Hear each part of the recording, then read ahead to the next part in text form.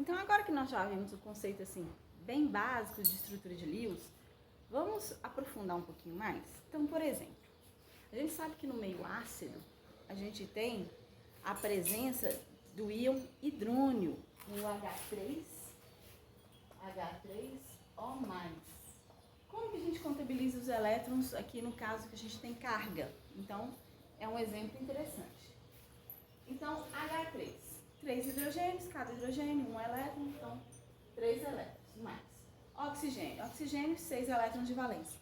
A gente olha isso na tabela periódica, mas vai chegar um ponto que esses mais comuns vocês vão saber de qual. Então, oxigênio, 6 elétrons. Aí a gente tem uma carga positiva. O que essa carga positiva indica? Ela indica que a molécula perdeu, nesse caso, um elétron, porque a carga é 1+. Então, menos um elétron.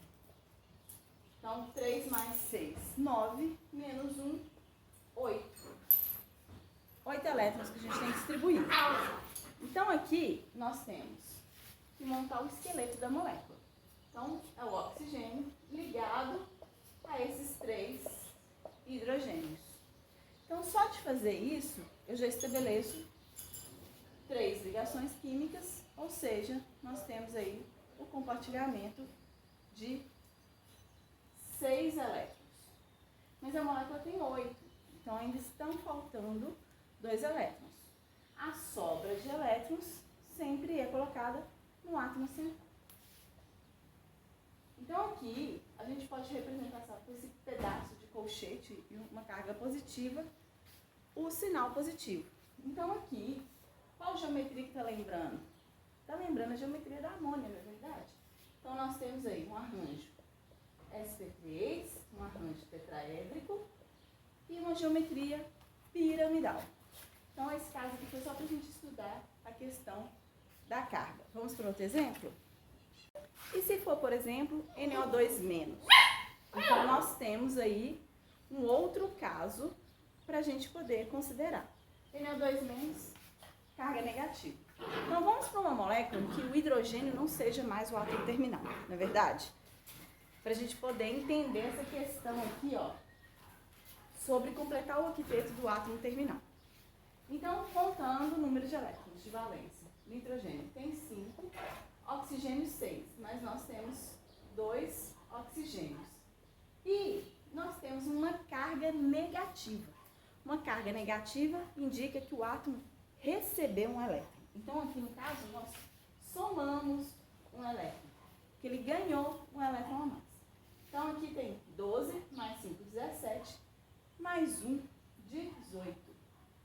Então, saímos também do número 8, né? Não é verdade? Temos 18 elétrons para serem distribuídos aí na molécula de NO2-. Como é que a gente vai fazer essa distribuição? Então, primeira coisa, para a gente escolher quem é o átomo central, nós temos que saber quem que é o átomo menos eletronegativo, porque ele vai compartilhar elétrons com mais facilidade. Além disso, uma dica, geralmente dá certo, é que aquele átomo que menos se repete na estrutura, ele é o átomo central. Ah, só um detalhe. No caso da água, por exemplo, e do íon hidrônio, nós colocamos o oxigênio como átomo central, mesmo ele sendo mais eletronegativo.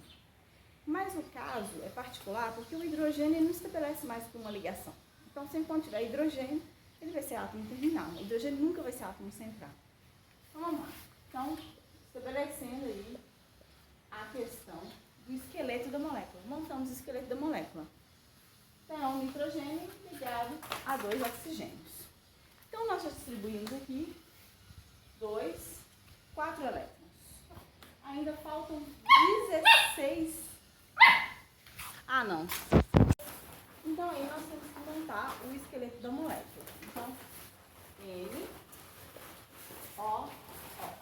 Aqui nós distribuímos 4 elétrons. Ainda faltam quantos elétrons vão ser distribuídos? 14 elétrons. Então, nós já distribuímos 4, ainda faltam 14 elétrons para serem distribuídos. Aí a regrinha, né, que a gente segue, fala só. Primeiro, a gente tem que completar o octeto dos átomos terminais. Então vamos lá. O oxigênio aqui tem 2. 4, 6, 8. 2, 4, 6, 8. Então, com essa distribuição, nós temos aqui 2, 4, 6, 8, 10, 12, 14, 16 elétrons distribuídos. A molécula tem 18. Então, faltam 2. Então, se faltam 2, eu coloco no átomo central. Ok? Ok. Terminei a estrutura? Não. Eu tenho que conferir o octeto do átomo central. O nitrogênio tem 2, 4, 6. O nitrogênio não completou o octeto. Então, o que acontece nesses casos? Aí eu vou para a última regrinha. Eu tenho que estabelecer ligações múltiplas. Então, se com ligação simples eu não conseguir completar o octeto da molécula, eu tenho que estabelecer ligações múltiplas. Então, aqui no caso, eu pego um par de elétrons do oxigênio, que antes era só dele, era um par de elétrons não ligante, e eu compartilho esse par de elétrons. Então, eu passo a ter que agora uma ligação múltipla, uma ligação dupla.